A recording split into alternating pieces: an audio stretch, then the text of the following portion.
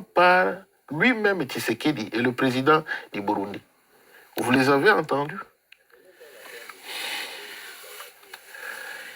Si vous faites l'analyse de ces discours, qu'est-ce que vous concluez à quoi? Qu'est-ce que vous pensez? Vous ne voyez pas qu'il ne touche pas à l'origine, à l'essence des problèmes. Il palpe toujours. Il survole le mal. Il caresse le mal. Ils ne disent pas quelle est l'origine du problème des conflits en Afrique centrale. Ils ne parlent pas ça. Ils esquivent. Et lorsqu'ils ont voulu débattre, hein? Lorsqu'ils ont voulu débattre l'affaire là, ils sont partis se coincer quelque part à l'insi. Là où les gens, là où le peuple, là où il n'y a pas de journalistes. Vous avez vu ça? Lorsqu'ils viennent, ils nous présentent un beau discours. Tshisekedi se victimise.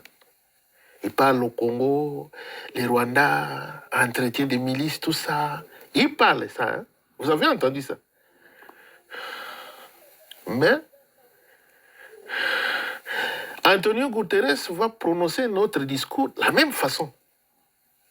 Mais il ne parle pas. L'origine des problèmes, c'est quoi? Pourquoi toute cette milice-là? Pourquoi ces groupes de milices-là? Les réfugiés rwandais qui ne peuvent pas rentrer chez eux. La fois passée, je vous ai dit, le gouvernement d'Aviarimana, en ce temps-là, avait pris la décision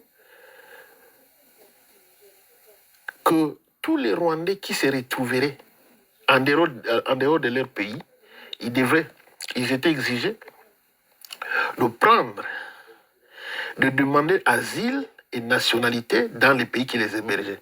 Je vous ai dit ça. N'est-ce pas? Alors, aujourd'hui, ils répètent la même chose. Ceux-là qui sont au pouvoir refusent à ce que les autres rentrent chez eux. Aujourd'hui, Paul Kagame au pouvoir, il refuse aux Rwandais de rentrer chez eux. La même répétition. Alors, quand ces gens discutent, ils se trouvent tout autour des tables. Ils ne parlent pas des causes.